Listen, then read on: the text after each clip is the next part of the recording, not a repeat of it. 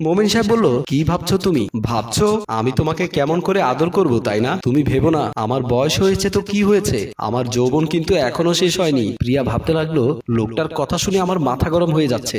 গাঙে একবার নামলে উঠতে পারবে না, আর সাঁতার কাটার জন্য পাগল হয়ে গেছে। মোমেন সাহেব বলল, কি ভাবছো তুমি? আর কিছু ভেবো না, কাছে আসো। আজকের রাতটা স্মরণীয় করে রাখতে হবে তো।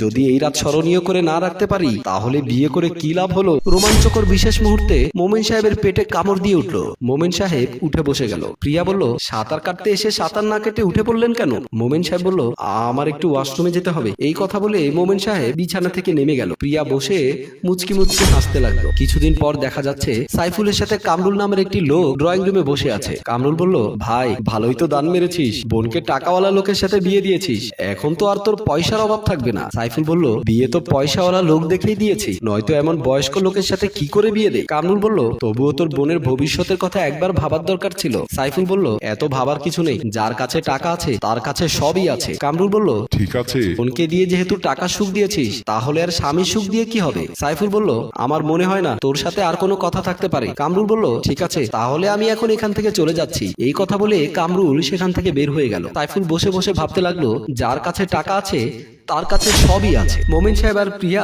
বিছানায় শুয়ে আছে। মোমেন সাহেবের নাক ডাকার শব্দে প্রিয়ার ঘুম আসছে না। প্রিয়া মোমেন সাহেবের দিকে চেয়ে বলতে লাগলো, টাকার লোভে বয়স্ক একটা লোককে বিয়ে করে মহাবিপদে আছি, রাত হলে ঘুমিয়ে পড়ে, আমাকে একটু আদর করে না। তারপর প্রিয়া মোমেন সাহেবকে ডাক দিল। মোমেন সাহেব উঠে বলল, এত রাত্রে আবার ডাকাডাকি করছো কেন? প্রিয়া বলল, তুমি আমাকে বিয়ে করেছো, এত সুন্দরী বউ রেখে তুমি শুয়ে থাকো, আর তুমি বলছো আমি ডাকাডাকি কেন করছি? আসো আমাকে একটু আদর করো। প্রিয়া একটার পর একটা কথা বলেই যাচ্ছে। মোমেন সাহেব প্রিয়ার কোনো কথা না শুনে ঘুমিয়ে যাচ্ছে। প্রিয়া একসময় রেগে গিয়ে বিরক্ত হয়ে বিছানা থেকে নেমে আসলো। প্রিয়া ওয়াশরুমে গিয়ে ভাবতে লাগলো, শুধুমাত্র টাকার জন্য নিজের যৌবনটাকে শেষ করে দিলাম। টাকার সুখ কিন্তু আমি ঠিকই পেয়েছি, কিন্তু স্বামীর আদর্শ হাক পাইনি। এসব কথা ভাবতে ভাবতে প্রিয়া ওয়াশরুম থেকে বের হয়ে আসলো। প্রিয়া ওয়াশরুম থেকে বের হতে দেখতে পেল কাজের ছেলেটি ওয়াশরুমের দরজার সামনে দাঁড়িয়ে আছে। প্রিয়া বলল, কিরে এখানে দাঁড়িয়ে আছিস কেন? কাজের লোকটি বলল, আমি আপনাকে নিয়ে একটা স্বপ্ন দেখেছি। এই কথা শুনে প্রিয়া মনে মনে ভাবলো, আমি তো তোকে নিয়ে কোনো স্বপ্ন দেখছি না, আমার ঘরে এত সুন্দর একটা সুপুরুষ থাকতে যৌবন জ্বালায় অস্থির হয়ে যাচ্ছি। প্রিয়া কাজের লোকটিকে বলল,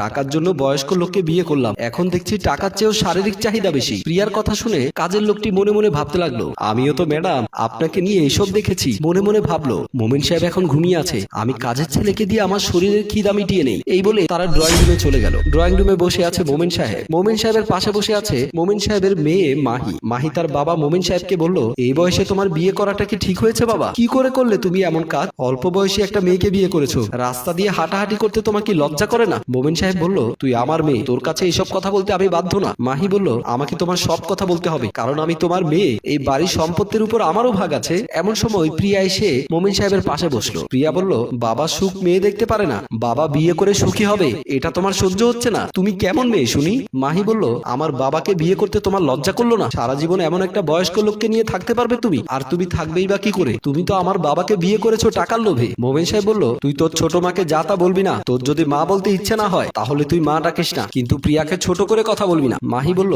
আজকের পর থেকে এই বাড়িতে আমি থাকবো না, আমি এক্ষুনি বাড়ি থেকে চলে যাচ্ছি। এই বলে মাহি সেখান থেকে বের হয়ে গেল।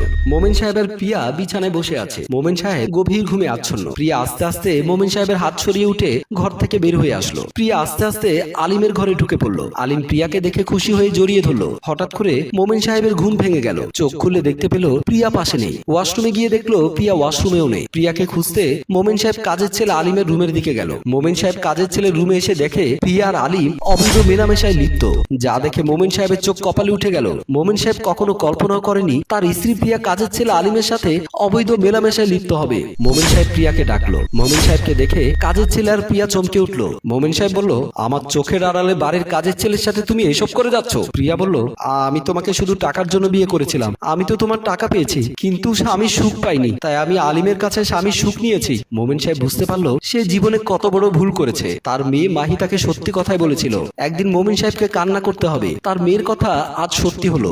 এখন তুমি তোমার মান সম্মান নিয়ে কাউকে কিছু বলতে পারবে না, আর আমাদের কিছু করতেও পারবে না। এখন থেকে আমরা যা করে যাব তা তোমার সয়ে যেতে হবে। তখন মোমেন সাহেব কোনো কথা না বলে ঘর থেকে বেরিয়ে আসলো। একেই বলে যেমন কর্ম তেমন ফল। সম্মানিত ভিউয়ার্স, আমাদের গল্পটি যদি আপনাদের ভালো লেগে থাকে তাহলে লাইক, কমেন্ট, শেয়ার করে আমাদের সাথেই থাকবেন। ধন্যবাদ।